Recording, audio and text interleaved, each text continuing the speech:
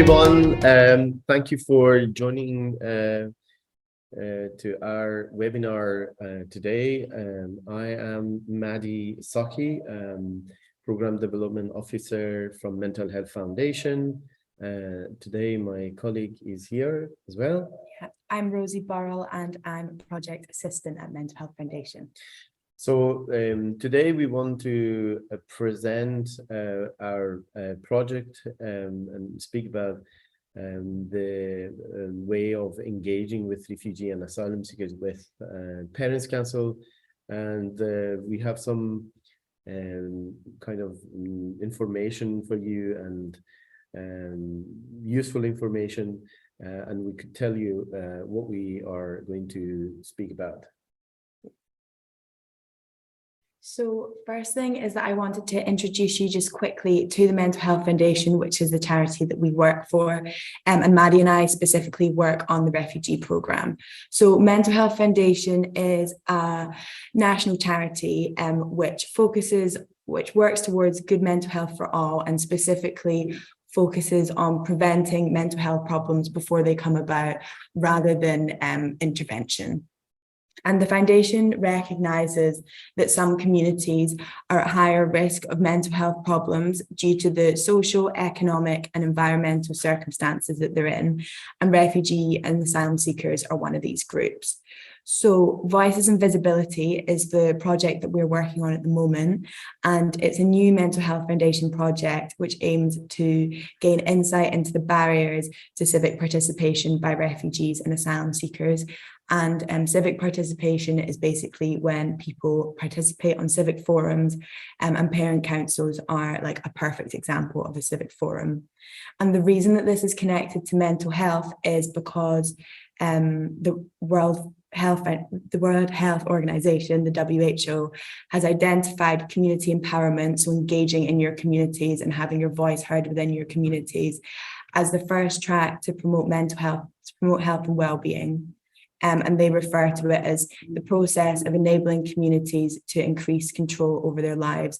So if you feel you have control over decisions being made in your lives or that affect you, and if you feel like you can get your voice heard and you feel valued in that, that can really improve your mental health.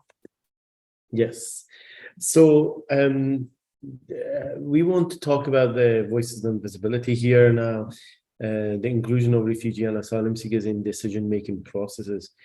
So within the Mental Health Foundation, we had research, participatory research. Our researcher, Dr. Sasha, have met refugees, asylum seekers, health professionals, and people from education system.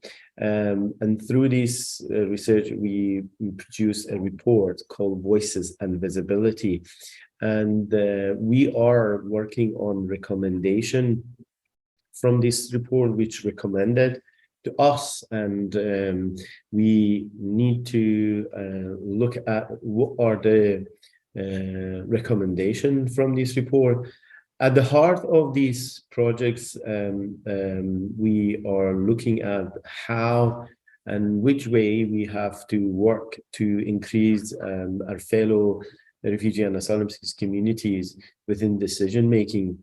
This research, the report produced in March 2022, and we want to actively increase the representation of refugees and asylum seekers within health system and education system. And one of the key place that refugee and asylum seekers can participate and have a voice is Parents Council, where families could participate and share their views, ideas, and have a voice on things happening in the school where their kids are going. And this came out of this report from the recommendation. Now we are working on the way find a mechanism, the methods of implementing this recommendation from this report. We are very encouraging you, if you have a spare time, to read this report. At least you can be more familiar with the barriers, issues around refugees and asylum seekers, as well as finding some recommendation and the importance of representation of refugees and asylum seekers. If you are a member of the Parents Council, if you are a head teacher, if you are working in education system, this report really something useful for you, and help you to understand the way of working with refugees and asylum seekers. So before we get into kind of the bulk of the training, which is about engaging with refugees and asylum seekers and how we can best do that, we've got a few quotes up here, and we'd really like you to have a read of them all and choose one that resonates with you the most. And feel free to pause the video here and have a read and a think about which one really connects with you. And they're all quotes that are quite focused on social justice, so hopefully they'll be motivational and galvanize you for the session and what we're going to talk about. So yeah, please feel free to pause it here and have a quick read of these quotes. And now, hopefully you've chosen one, and you can see here who the quotes are from, which I thought might be quite interesting to see as well. And now we're going to get on with the training itself. So just very quickly to say what we are going to deliver today, a little bit about public perceptions of refugee and asylum seekers. We will have some facts. We are going to talk about definitions on refugees, asylum seekers. We are talking about rights. We are going to talk about impact on mental health. We will speak about recommendations from Voices and Visibility Report, and as well as bodying. What is bodying? And we have a flyer, a digital format, the digital version we can share through this presentation with you. So before we start talking about the training itself, and Mahdi and I will start telling you about definitions of refugees and asylum seekers, we really wanted to have a quick focus on how refugees and asylum seekers as a community are represented in the media. And so we've got a few articles that we're going to look at to hopefully get you thinking about this. So firstly, we've got this one, which is from the Daily Mail, which you may know is very anti-immigration and anti-refugees and asylum seekers. So I'm not going to read the whole thing. I just want to read the headline to you, which is Priti Patel is warned that 65,000 migrants could cross the channel this year, which is more than double the 2021 figure, as Operation Red Meat plans are considered to fly asylum seekers to Rwanda or Ghana for processing. So a few things that I wanted to pick up on this, which I'm sure you probably noticed as well, is a lot of the language used. So things like Operation Red Meat, it's like very dehumanizing. It's not terms that you would expect to be used about people. Another thing that I notice here is that in this article, the words asylum seeker and migrants are used interchangeably, which obviously makes the reader think that asylum seekers and migrants are the same thing, which, as we'll discuss later, they are not. And there's also language like the word warned is used here, the phrase deterrent effect and worst case scenario, which just lead the reader to believe that immigration full stop is objectively a bad thing and something we want to clamp down on and avoid. So yeah, there's thousands of articles on the Daily Mail and in so many other places that are quite like this one. This is just an example of how this community is often spoken about in the media. So there is another article here, which maybe is a good news, or telling you some nice stories about refugee entrepreneurs in UK. The fact I added we added here is because they use a positive language here, thriving, and probably you will notice some refugees are skilled people, and there are talented people as well coming here, refugees. But the fact is, these stories are very small proportion in our media, in press, or in our newspapers, and you maybe never seen this story. And the fact is that these journalists, maybe right-wing press, they really don't want to highlight these nice stories, successful stories for you, and the amount of the negative stories are huge, and those stories are widely published, and the public and many people, they think, oh, this is the reality, and this is the only things happening among refugees or asylum seekers, and this is not true. And they need more space. The journalists need to pick up more good stories as well, to publish, and that's the point here. And we've got one more article here, which is also from the Daily Mail.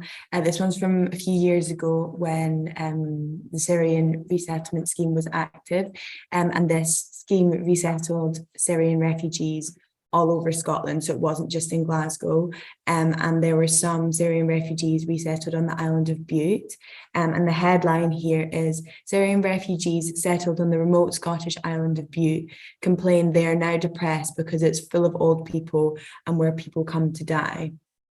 And what really stands out to me about this article is that they've got these quotes from the refugees like, I am depressed now, I feel like I have one option now, to die here, only die here, nothing else. And obviously it's quite an extreme quote, and it makes me wonder if maybe there was like a bit of a language barrier between the journalist and between the refugee here, and things may have got lost in translation. So when they say that it's the island is where old people come to die, it might be that they're trying to express that there's lots of retired people there, and it just makes me think that the interpretation of what the refugees are saying that the journalist has taken is like extremely uncharitable and makes them seem really ungrateful, which kind of feeds into this unhelpful narrative that all refugees always need to be grateful all the time.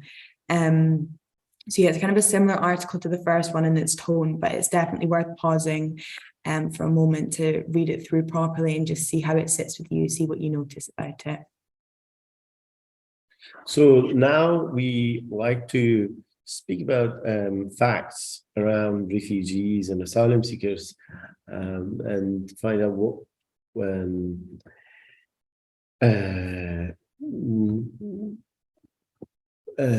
is the true and evidence-based information.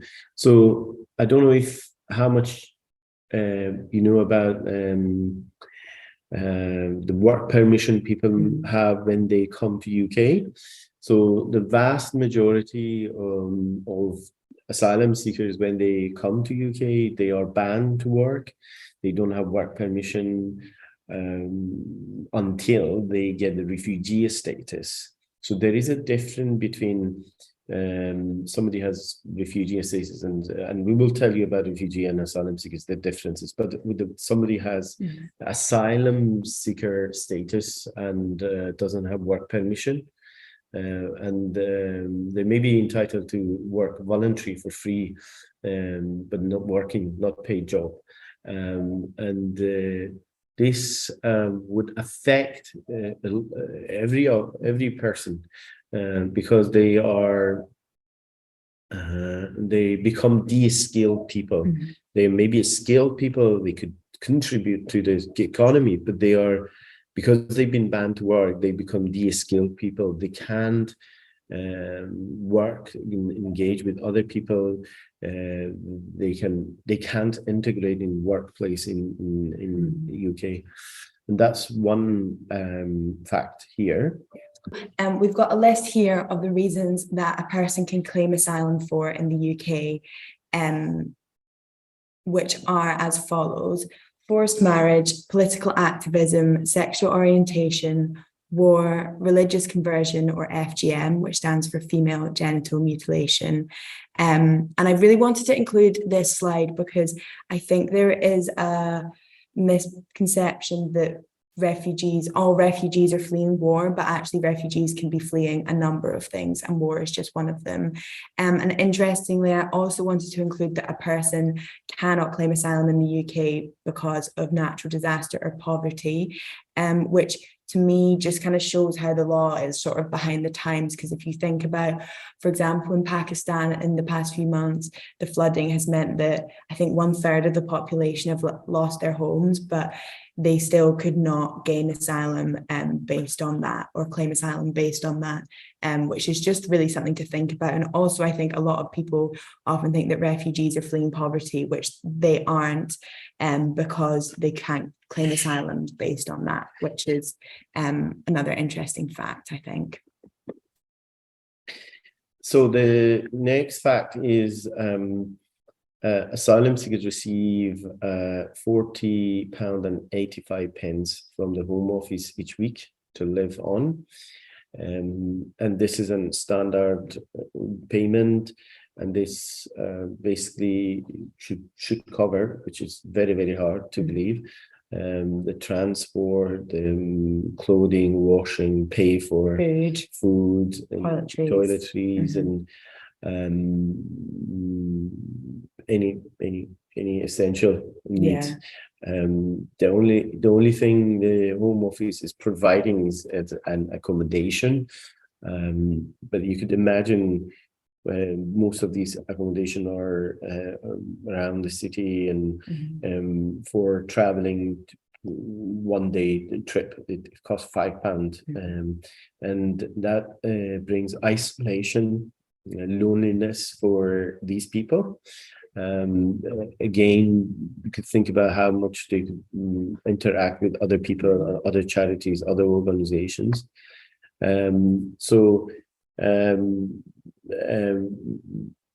We need to understand that this is the payment they have when they don't have work permission, and they are not receiving any other benefits. They are not entitled for any other benefits. And many places, the homeless people, they could go to various charities to receive support, but asylum seekers, they could just go to maybe refugee charities. They are entitled. Another thing to note as well is that babies, if you have a baby, you're given, I think, £1 extra a week to live off, which I'm sure many of you have had babies, and that's obviously just virtually impossible to look after a baby on £1 a week. It's crazy. And if you have a child between 1 and 3, you get £3 extra a week to support them, and then it's only when they turn 4 that you receive the £40.85. So if you have young children, it's just virtually impossible. And we need to recognize that even with this, the whole prices over the last couple of months went up rapidly. The amount of money asylum seekers receive is not increased, right? That's important to mention. Definitely. So our next fact is that less of 2% of the world's refugees live in the UK. And we wanted to include this one because there is another misconception, which is supported by a lot of the media, the kind of articles we were looking at earlier, which is that we're being overrun by refugees in the UK and we're taking way more than our fair share, and it's completely unfair because they're stealing our jobs and like ruining our country. And just none of that is true. Like, the proportion of refugees we have in the world's refugees we have in the UK is tiny. The vast majority of people who are displaced stay in their home country but move elsewhere in their home country, and then of those who do move out of their home country and become refugees, the vast majority of them go to a neighbouring country, so they still live in a third world country and are not coming as far as the UK. So if you ever see things that are telling us we're being overrun, it's completely incorrect. So here is some pictures of those who maybe never knew that they actually are refugees, background people. We have refugees with various talents, sport people, football players. Queen is one of the biggest singers. Einstein, he was Jewish, who fled Germany, went to America. One of the most famous, talented physician. We have Moses. He played for Chelsea, and we have singers from Kosovo, and people enjoy these people, their talent. And there are many other examples of successful refugees, and we need to recognize and let other people know. So we're going to move on now to looking at some definitions, which are really important. So we've got here definitions of the words that we've been using a lot already: refugee, asylum seeker, and migrant. So a refugee is a person who has fled war, violence, conflict, or persecution and has crossed an international border to find safety in another country. So a refugee is someone who's already got their refugee status. An asylum seeker is a person who has left their country and is seeking protection from war, violence, conflict, or persecution in another country, but hasn't been legally recognised as a refugee yet. So they're waiting for a decision on their asylum claim. They're waiting to find out if they get refugee status. And this process in the UK can take many, many years. I know, and I'm sure Mahdi knows too, people who've waited literally decades to find out their outcome of their claim. And in that time, it may be that you have your claim refused multiple times and you have to appeal, and it's an extremely difficult and stressful process for a person to go through. And a migrant is a person who lives outside their country of origin, but is not a refugee or asylum seeker. And you hear the term economic migrant quite a lot. And an economic migrant is someone who doesn't need to, but decides to move out of their country of origin for economic reasons. They're totally within their rights to do that, but the difference is that a refugee or an asylum seeker has had to leave their country due to war, violence, conflict, or persecution. So it's a really, really important distinction to make. So here we like to talk about rights, what asylum seekers and refugees are entitled.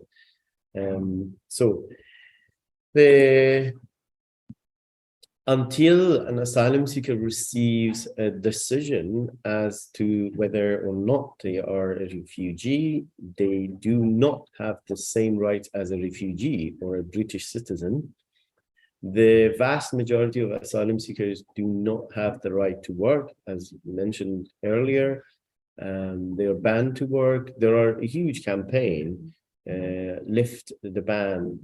Yeah, it's worth following. Yes. It should be, it should mention here that having work permission is human rights, and nobody should violence or violenting others people human rights. And any person, no matter their status, gender, nationalities, background, should not be banned to work. Work is your right, no matter where you are or where you're going. Then provided with accommodation, usually in flats, but sometimes in temporary accommodations, hotels. At the moment, many asylum seekers are being accommodated in hostels or hotels. Basically, you don't have choice. You will be accommodated where home office choose. Given weekly asylum support payment of £40 and 80 pence, 85 pence, or £8 if they live in hotels and are provided with food, and if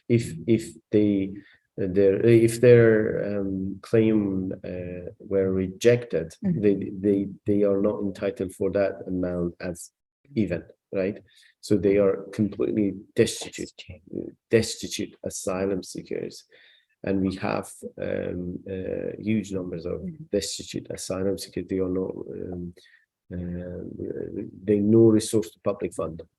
Asylum seekers cannot open a bank account and unable to claim benefits, as mentioned. No right to vote, so that you can think about how actually these people are participating in social, political environment in UK. No, not really. So now I'm going to tell you a bit about the rights and entitlements of refugees, which are very different to those of asylum seekers. So when an asylum seeker receives their refugee status, when they get recognised as a refugee, things change very quickly. They get the right to work in the UK for the first time since arriving. And a person with refugee status, unlike an asylum seeker, is able to claim benefits. So they can claim universal credit, they can open a bank account, and they can get a national insurance number, which is what allows them to work, basically. And a new thing in Scotland, I think this was the case in last year for the first time, is that refugees can now vote in local and national elections, which is really, really positive. But it's just crazy that hadn't happened before.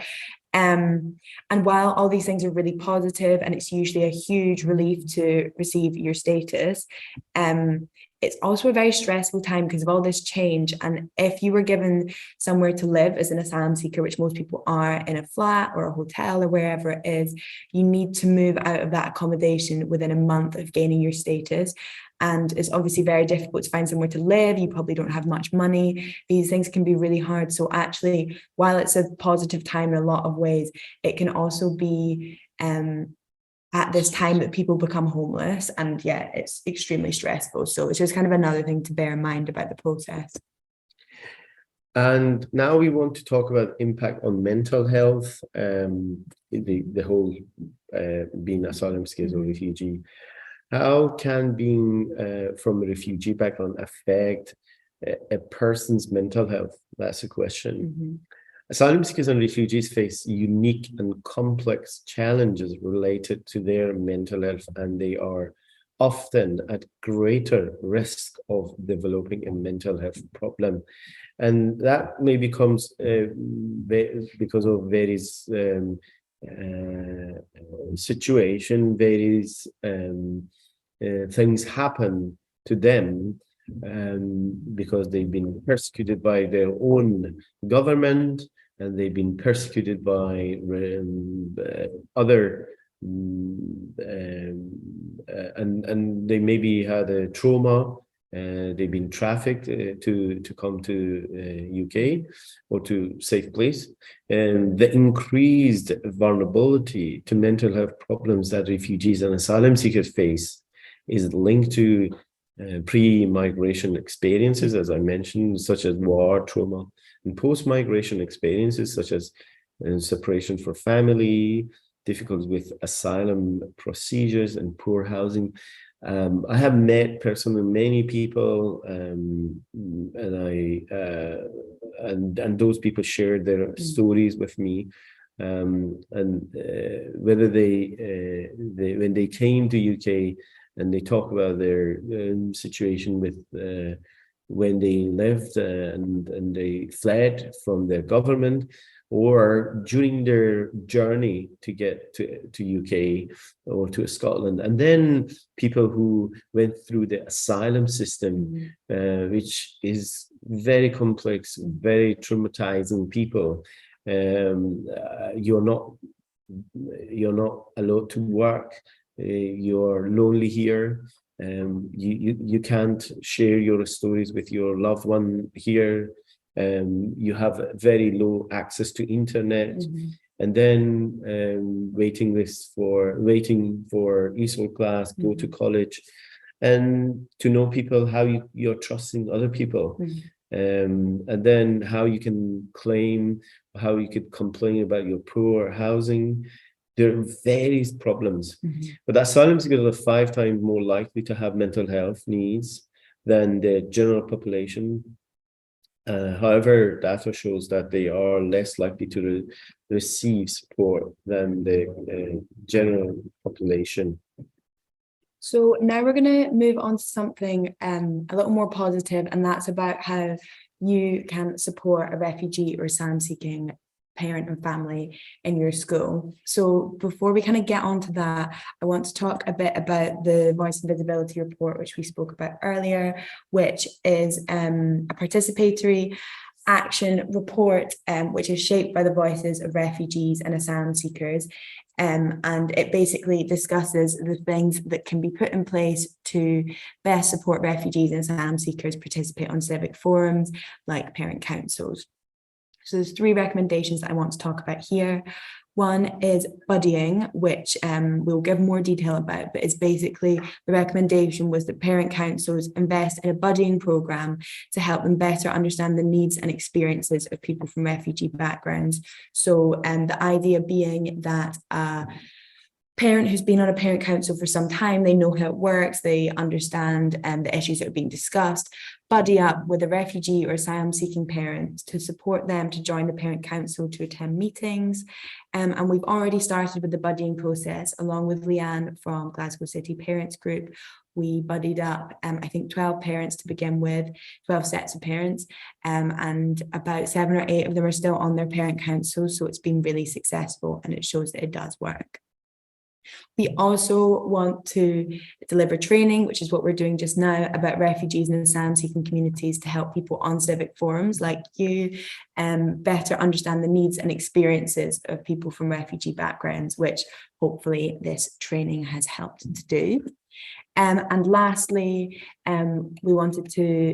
the report recommended that we create opportunities which break down stereotypes and preconceptions about refugees and asylum seekers by creating opportunities that highlight the strengths, skills, aspirations, contributions, and commonalities with their host communities, which we really hope that things like the buddying and getting refugee and asylum seeking parents onto parent councils will do.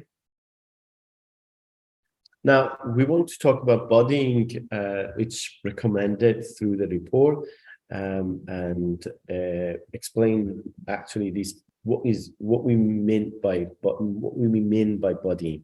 We match refugee and asylum-seeking parents with current members of the Parents Council at the school their children attend.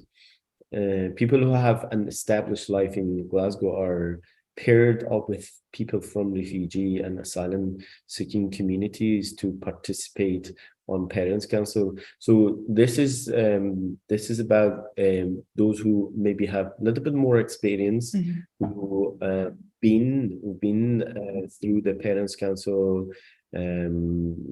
currently or for a number of years, and they are standing as a volunteer to be a body, to spare a little bit of time with somebody who is new, who never been in Parents Council, who is willing to welcoming a refugee or asylum seeker parent within their Parents Council, and helping the diversity and inclusion within the school and the Parents Council. The hope is the refugee body can ask the body questions about being on a parent council, and they can attend meetings together. It can be something like body tell to refugee parent when the meeting is happening, and maybe how many people attend, what time is happening, what happened in the past, a little bit about her or his experience in the past, and sharing those with the new person who is willing to attend to the Parents Council. And bodies commit checking in with each other regularly. Maybe a few phone calls, emails, or maybe face-to-face meeting, just a couple of hours per month, a couple of hours per month it wouldn't take huge time from the body. We will be there to support you through the process by emailing, telephoning, and we always hear, Rosie, myself, and we really want the having a healthy communication between the current member, the body within the Parents Council, and the new arrival, new person within the Parents Council. And we will be very happy to have a separate time with the bodies who are willing to be matched with another refugee asylum seeker parent and go through the buddying training. Absolutely. So more about buddying. So what is expected from volunteers buddies? It's kind of, as Mahdi was describing, we would expect buddies to connect and check in with their refugee buddy as it suits them. We would obviously want them to be understanding and respectful of your buddy, and this goes both ways, and others in the project. It's really positive if buddies can attend trainings and meetups where possible, and can adhere to Mental Health Foundation's confidentiality and health and safety policies, which we would obviously talk you through if you got involved in the project, but there's nothing out of the ordinary there. It would all be things that you would expect.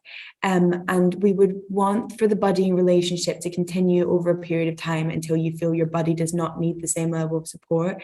And this would just depend on the individual. I know we've had some people who, spoke to their buddy once or twice. Their buddy kind of said, these are when the meetings are, this is what we're discussing, answered a couple of questions. And then actually from there, the refugee parent wasn't really in need of the buddying anymore. So it really depends on the person.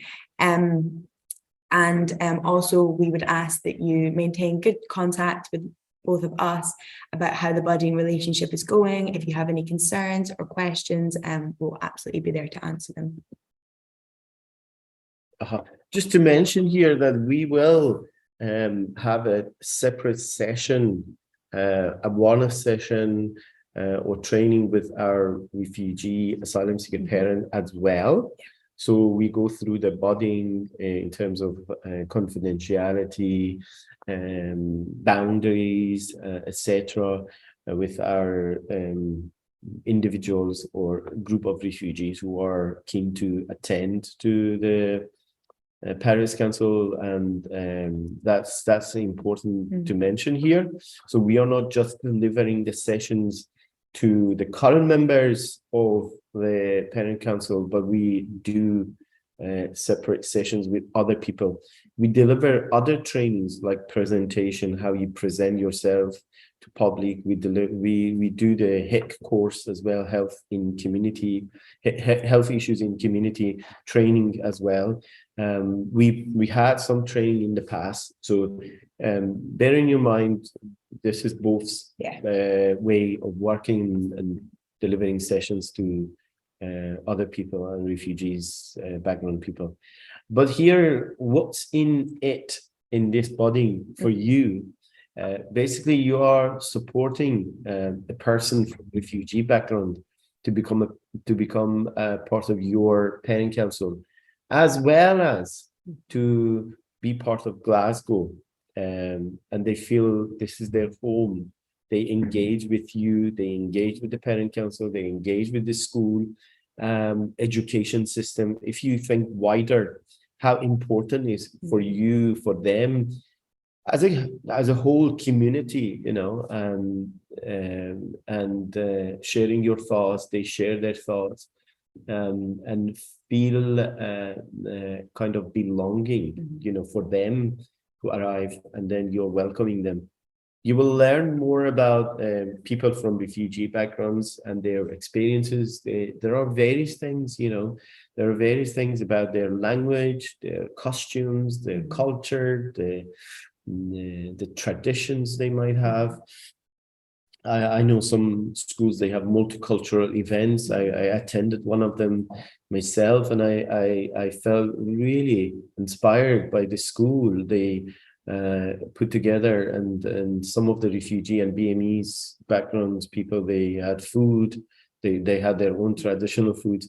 So there are various things you will learn from our refugee background people.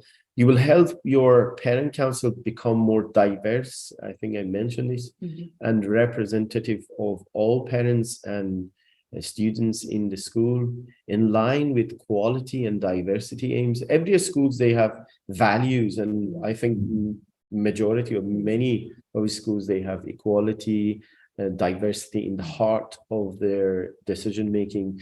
Head teachers, I'm sure the parents council, they love to have diverse idea, diverse people in, because that help parent council, school to develop, to make the space better, to make this education's space better for their kids.